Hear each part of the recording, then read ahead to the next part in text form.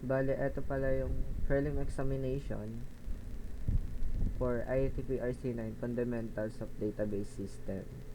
And dito, gagawa tayo ng database creation and yung pangalan niya is LibraryDB.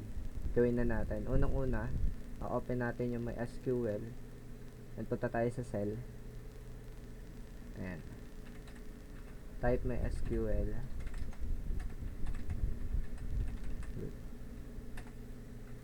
Bali dito,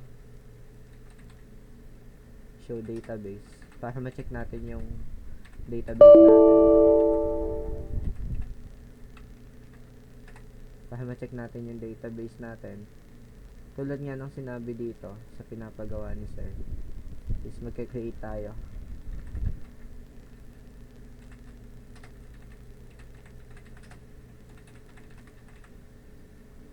LibraryDB. Ayan.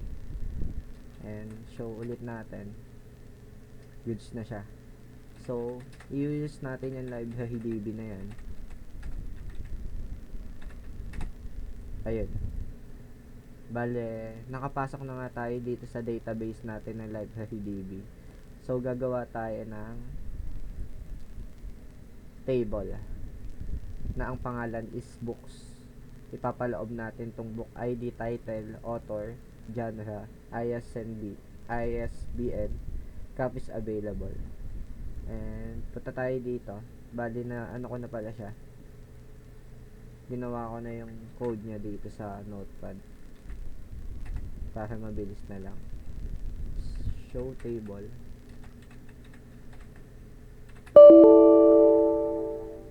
Mali tayo.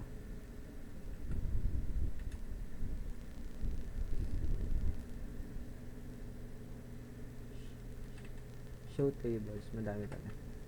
Show tables and okay na siya. Bali, ito yung tables in LibraryDB natin. Nandito na yung books. So, gagawa tayo ng nilalaman ng books, which is eto. So, gawin na natin.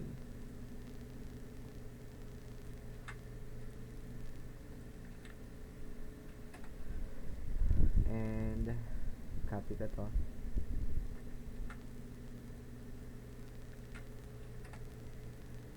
And eto naman yung isa.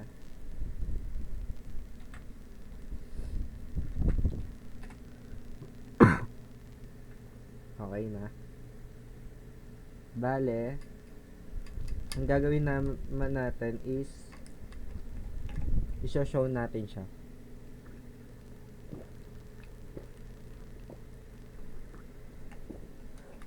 Bale, gagamit tayo ng select para makita natin yung table niya.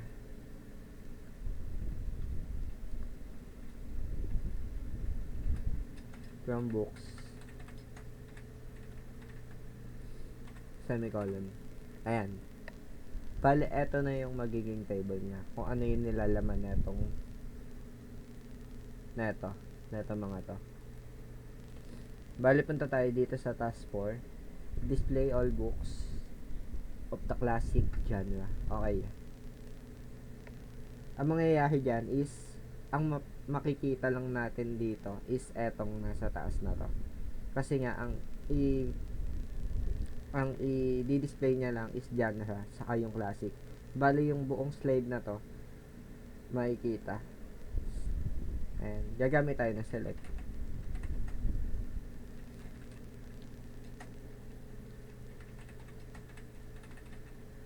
Select from books where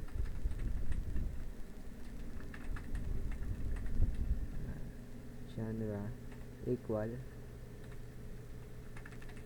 classic. And bali, eto na yung 4.1. Bali, eto na siya. Ang makikita lang is yung genre sa yung classic and yung buong table niya. And punta naman tayo dito sa distinct. Bali, ang mangyayari dito, ang i-distinct niya is etong genre. Eto, yung buong genre na to. Bali, eto lang yung table na to yung makikita natin. And gawin natin. Select distinct. distinct from books, semicolon. Ayan. Eto yan, yung 4.2. Bale, ang next naman is 4.3. Describe the structure of the books table. Bale, i-describe lang natin yung books. Kaya naman ilalagay lang natin dyan is describe books. So, okay na yan. Bali, pupunta tayo dito. Update the book 1984 to have 4 copies available. Bali, ang magiging copies niya lang is 4, which is 5 siya. Bali, i-update lang natin yung nilalaman ng table na yan. Okay, gawin na natin. Updating table.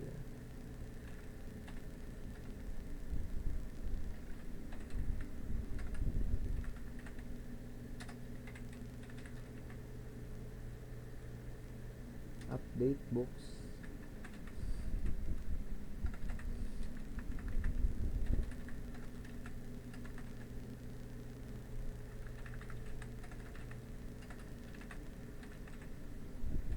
Available equal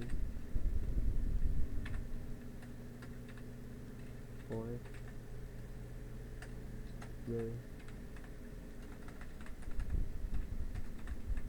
your title.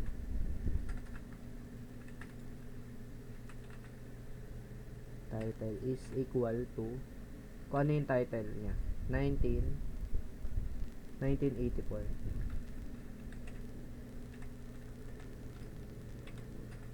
And semicolon. Mali. Word title. Mali yung pangalan natin. Kulang siya ng I. Okay, ayan na. Goods na siya. So, i-check ulit natin yung tables natin. Show tables.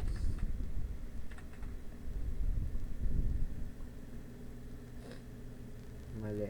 Wait lang. Select pala. Select.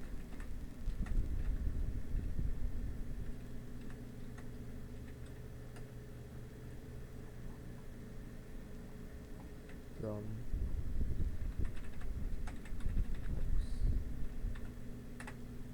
bale, ayun nga, tulad nga sa nangyari is nag-iba, naging 4 na to. Kung kanina 5 siya, naging 4 na. Ayun yung tulong ng update. Kumbaga, i-update nyo yung mga records na nakalagay. And punta tayo sa 5.2. Delete books that have less than 5 copies available. Bali, i-delete nyo yung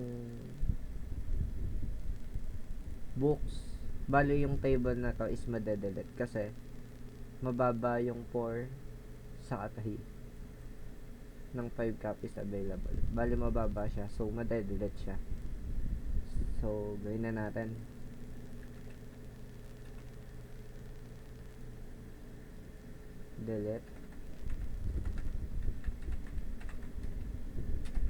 Delete from books where copies available